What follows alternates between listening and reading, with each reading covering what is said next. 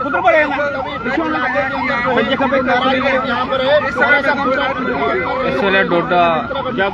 महराज मलिक कई दिनों से बारिशों का मौसम बना हुआ है, एडवाइजरी जारी है और बताया भी जा रहा है कि बारिशें काफ़ी होंगी। नुकसानात का भी खतरा दिखाया गया था, लेकिन बहुत ज़्यादा नुकसान हुआ है, जानी भी नुकसान हुआ है, माली भी नुकसान हुआ है। और आप देख सकते हैं बड़े बड़े पुल ढहा कर ले गए हैं। जिस तरीके से आप किश्तवाड़ के अंदर टनों के हिसाब से जो बनाया गया था एक लोहे का ब्रिज, उसे भी जो है पानी अपने साथ लेकर आया है।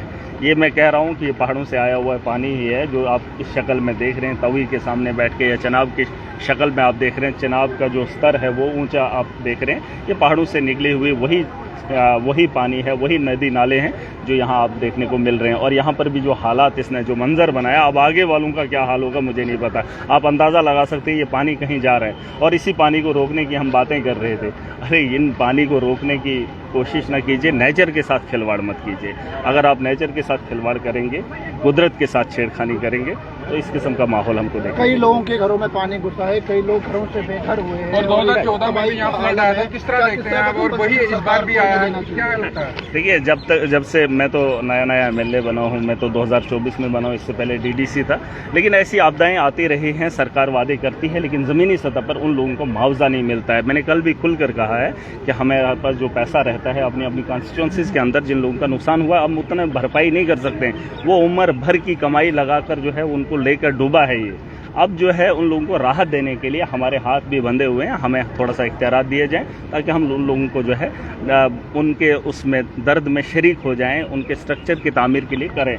वरना जिनका जानी नुकसान हुआ है, सरकार से मुझे नहीं लगता है उम्मीद। आज से पहले भी जो हुआ उनको कुछ नहीं मिला, स्ट्रक्चर हुए डैमेज, नुकसान हुआ, वो चीज़ें नहीं मिली, तो मुझे नहीं लगता आपके बाद। और कोशिश करनी चाहिए सरकार को कि बहुत बड़ा नुकसान मेरा था जैसे लोगों ने खड्डे मार लिए, पानी जाने का निकास नहीं रहा, क्योंकि तवी के किनारे बड़े सारे लोग जो तभी पूरी कोई छोड़ी नहीं है। अभी देखिए 1992 में इस किस्म का माहौल देखने को मिला था, लेकिन तब स्ट्रक्चर इतने नहीं थे, तब इतनी सड़कें नहीं थी। अब देखो जगह जगह पर सीमेंट मतलब लगाया गया है, सड़कों पे तारकोल बिछाया है।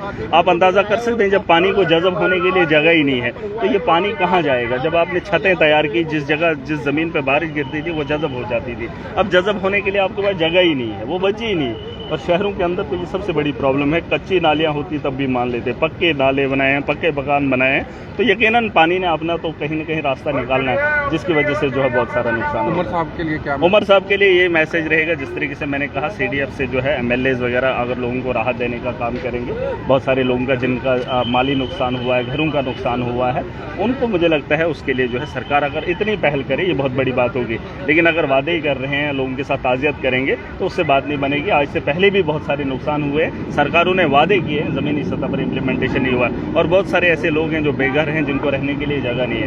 गवर्नमेंट जो है बिल्डिंग्स वो भी पानी में भर गई हैं। अब लोगों ने ही इस आपदा से बचने के लिए लोगों को सहारा देना होगा और लोगों की जान बचाना हमारे लिए फ़र्ज़ रहता है। और आपस में मिल बैठ कर ही लोगों की बेहतरी के बारे में सोचा जा सकता है। सरकार पर भरोसा काम अपने आप पे ज़्यादा कीजिए, क्योंकि इस आपदा से बचने के लिए सरकार मुझे नहीं लगता आपके साथ कुछ कर सकती है। बस इन जगहों से बचना है, यहाँ से निकलने की कोशिश करेंगे। शुक्रिया।